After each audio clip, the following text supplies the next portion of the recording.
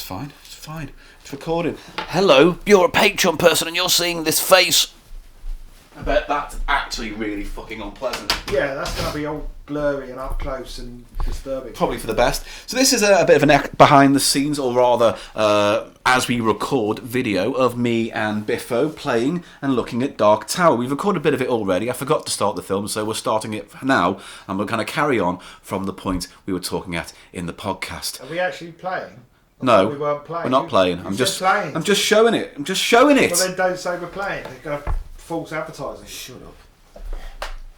Don't fucking bring that up in an EPK or whatever you said. EGM. Whatever. It's not EGM. It's AGM. I realised after I said it that isn't EGM a kind of music? Yeah. No, that's EDM. Oh, there's too many initialisms. AGM, annual general meeting. Oh, hang on. So that means you're saying we should have meetings once a year to discuss everything. Difficulty. And then say nothing for another year after that. Exactly. Right. Okay. So we got to the point in the podcast where we're about to turn the tower on. Right. That's where we're starting. So let's try it. It will do at first a test. So what should happen is it should make a sound that should light up, and then it will show the. But it should also rotate. By itself? Yeah. What? Consider my mind blown. Here we go. It's on. I did not expect that. It's doing a flashy thing there. So if I can just get that shown. The light is flashing red. Which means it's good, it's working, it's testing. Now it says you should just leave it for a bit and then press any button and it will do a test. Leave it for a bit. That's just as it's warming up. The book says this. It's got to warm up. This is old technology, isn't it? Here we go. I'm just going to press any button. Farting. Fart tower. Oh, it's counting. It's counting lights. They could have put little figures in those windows. They could have. Well, they did. That's the point. Are there figures in those windows? There is a cell. There are film cells with little paintings on. I can't see it from this angle that you've made me sit at. Oh, for fuck's sake. There's not much to see, though. That's the problem. It's like, until you get the game going, it's hard to do anything, because there's a film cell in there that rotates as the tower rotates. I see. So it's just like the outside of the tower that rotates around a thing. Well, I want to see it rotate. Because that's how you pick a level, how you want to start playing at, and that sets the difficulty of your engagements with the tower. The tower is like a dungeon master, I guess, in the game. So you go, I'm going to go to there, and I'm going to battle those things. And the tower goes, here's how that turns out. Right, it does all the calculations for you. Yeah. So then there's buttons on there that allows you to retreat, fight, buy, sell. Cool. It's, hang on, let me just have a quick look at this. Hang on, here we go, ladies and gentlemen. I'm getting up real close, and there are buttons there on the bottom. But why is it not rotating? I only want to see rotation. Well, that was my concern. When I tested it made the rotating sound, but didn't rotate. Oh no! I don't care about it beyond that. I just want to see it spinning around. Now, I don't know if that's because I didn't put it on properly. Are you absolutely sure it's meant to rotate by itself? No. But there's a motor inside that has it rotating, so why wouldn't it? Why wouldn't it, Smarty Pants? Why have a motor that makes a rotating sound? Maybe it's not a rotor. Maybe it's a sound to indicate that it is time to rotate the shower. The shower? Tower! I thought you said shower. The dark shower. The dark. We've all had one of those. Oh, that moment where we find that patch of hair we never seen before. And start sobbing. Oh, bloody. I'm trying to get the fucking thing in order, ain't I? Because so people can see it. It's hard doing the video, I realise, and talking in the podcast. Don't then. Alright, well, I won't. So, I don't know. Right. Well, that's. I'm really disappointed. I really want to see that evolve. But I don't know, honestly, if it's meant to evolve or not. I might be wrong. It might be that. That seems very high tech for 1980. I actually saw it said 1982 on the box, not 81 as you previously stated. The inside's rotating. Is it? Yeah, it's the inside that's rotating. Did you see it rotate? Yeah. Oh. So if you look, it's not the outside that you watch. So the person... So I guess, you move it to your segment. And then you start your part of the game. Oh, okay, so then you go... You watch. Player 1. And then, I don't know. So, okay, so it's done that, and now I'm going to go to meet Battle Modroth, the dark wizard. Tomb. Let's go to the tomb. Oh, it's farted. Is that going to be a door opening? Yeah. There you go. See, Oh, look. hang See, on. look. It's Look. rotating. There you Oh, go, it see? is. It's got a little picture. I missed it. There you go. Oh. Okay, so what it's... I like that a lot. Oh. That's almost as good as the entire thing rotating. So I think what's flashing now is the decisions that have happened Right. after going to the tomb. It's now saying... There you go. Look, it's rotating again. Oh, it has. Oh. Well, you don't get to read it for very long, do you? No, but I think the problem is that that's why it flashed a few different times. Right. And that's where you bring in... Sorry about the noise on that fucking thing.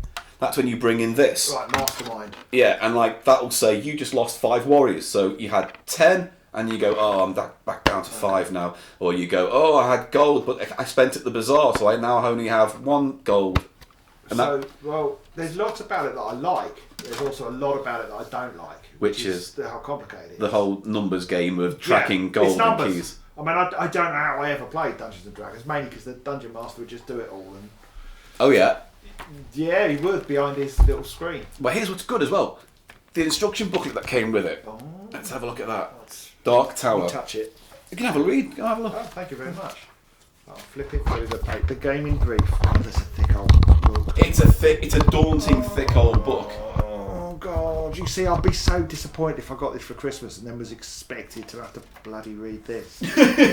I would never have played it. Do you know what would have happened? I'd have used that tower and had my Star Wars toys. Yeah, So, or have E-Man have a battle on it or something. I didn't have He-Man. I didn't have E-Man. It was after my time. I guess so. My brother had a few He-Men, but we talk about them less than we should. Yeah. Anyway, so it's a nice thick book, but it is daunting because it's like there's how you travel around the board. That's your like, Gryffindor and Hufflepuff. Oh and yeah, all the you other got things. four houses. Game moves. They can be that, or like there's a fucking lot to take in. It's too much. There's a lot to take in on this. Particularly when you see on the box it says ages 10 and up. There is no 10-year-old that would be able to do this unless they were a 10-year-old Spock. Yeah, and a horrible precocious child. Yeah. Father, my dog tower is not working. Why is it not rotating, Father? Come here, I'll fucking rotate it. Right, there's a warranty in it. You can replace faults, a dead battery, broken battery clip, light, sound, keys not functioning. What's the problem? Oh, Send so it back. you tick what you don't like. No, you take what's broken, you send it back to them. Well, can you replace these elements of the game that I don't like? That would be good, wouldn't it? Yeah. They sent you a customised version. I'd like you to take out all the medieval fucking battles and replace it with, I don't know, cheesecakes. Cheesecakes having fights with eclairs. But this book is, I've said it before, it's daunting. It's like It's so too many much. pages. I'm not even, the words are just swimming in my vision. Because I imagine that Dungeons and Dragons is a little bit like this as well, because you have to keep score of your magic points and your battles and your hits and the dice rolls. When I used to play it with my mates, we just told stories. That's how we did it. Okay. You know, But there more was like a the bit- community episode. Yeah. That was, we didn't worry so much about whether, you rolled A double 7 or six something. whatever you had to do.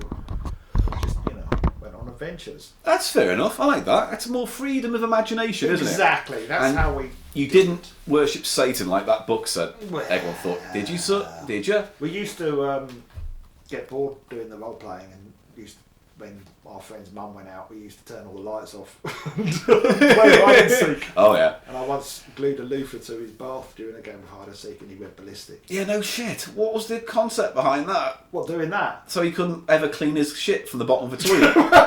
Well, I don't know. I was hiding in the bathroom, Yeah. and I found some of this. It was like sort of thick brown industrial glue, and I glued it to the bottom. I stuck it. Was it like Ed Sheeran's? Yeah, it was. I came out the bathroom and you should also that over your hands. What's that brown sticky stuff? Anyway, I stuck the loofah to the bottom of the bath, and he wasn't happy because I couldn't get it off. And his dad was a Marxist who would beat him. Oh God! And I laughed at that. Right. No, I don't think he beat him, but his dad was a strict Marxist. Oh, Karl Marx or Groucho. Groucho? Yeah. You couldn't think of another one. I was trying to think of the other Marx who did Children. Children? Oh God, yeah, that song. That one. That was a number one hit. I don't get it. Yeah, what happened to him? He's probably doing theme tunes, isn't he? Well, I'll tell you what's happened to him. I can't remember his name, so there you go. Yeah, what was Something it? Marks. Barry Marks? Alan Marks. Not Barry Marks. Skid Marks. Stretch. Right. One was Stretch. Rarity.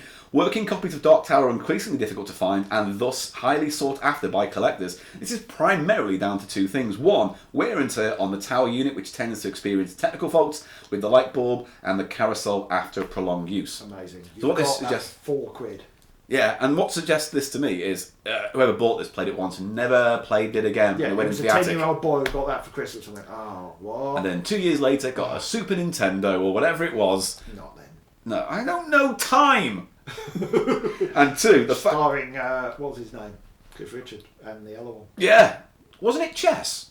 Was Cliff Richard in Chess? No, that was Barbara Dixon.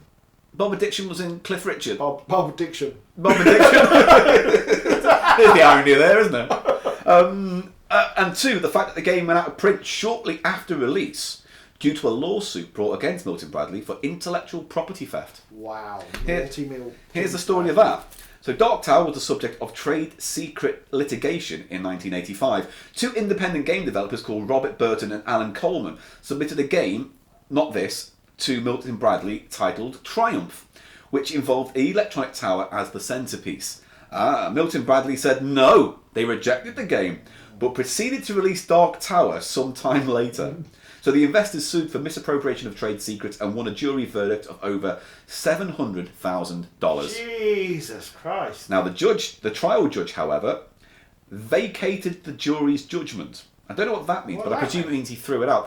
They went for the plaintiff. The judge went, and the judge you're a bunch of idiots. Despite finding that Milton Bradley had likely plagiarised the plaintiff's idea without so much as a "by your leave" quotation marks. The judge proceeded to issue a directed verdict for the defendant because Burton and Coleman had signed a contract waiving any contractual relationship, which arguably included any duty of confidentiality. So what they're saying is that when they signed this thing, they necessarily didn't protect their idea in doing so. And allowed MB to rip it off. The First Circuit Court of Appeals, which doesn't sound like a real thing, it sounds like a magic place in Nintendo land, reversed that decision, finding evidence that Milton Bradley entered an implied agreement to keep the game confidential and reinstated the damage award to the two guys. Okay, so did they get the money or not? They got the money. Right, 700,000. That was a lot in those days. Yeah, you'd be talking more like $2 million now, wouldn't you? I'd imagine. I mean, If not more. I don't know. Money and time 1982. and diction.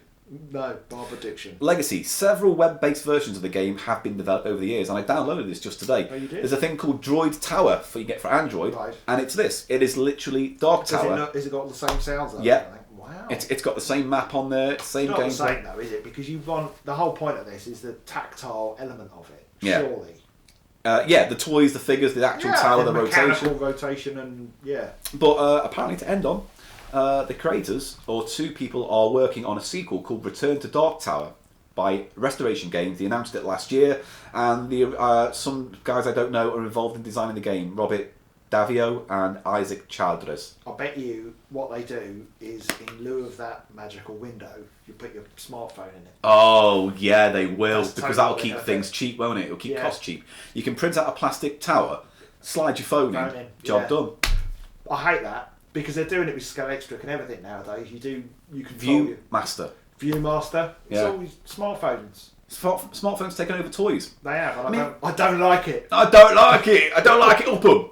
I tell you what's interesting though as well is that because of board game resurgence now, Yeah. the tabletops and stuff like that, this could easily come back Oh, and yeah. be reasonably successful.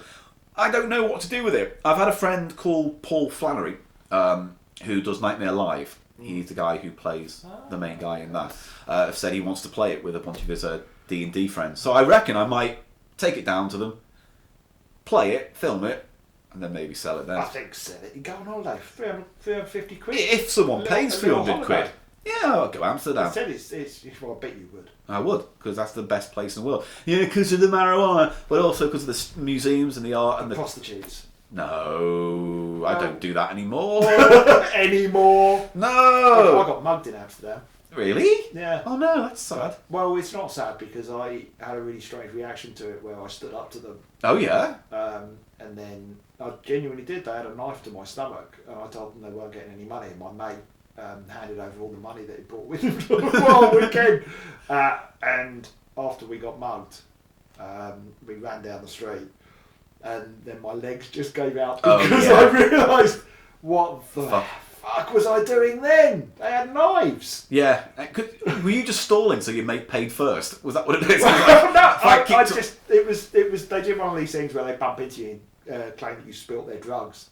They're holding out a little bit of paper. You spilled my drugs. Give me money. Give me money. They said it to my mate, but they, for some reason, I was quite a bit taller than my mate, but they put the smallest guy onto me who had his knife out.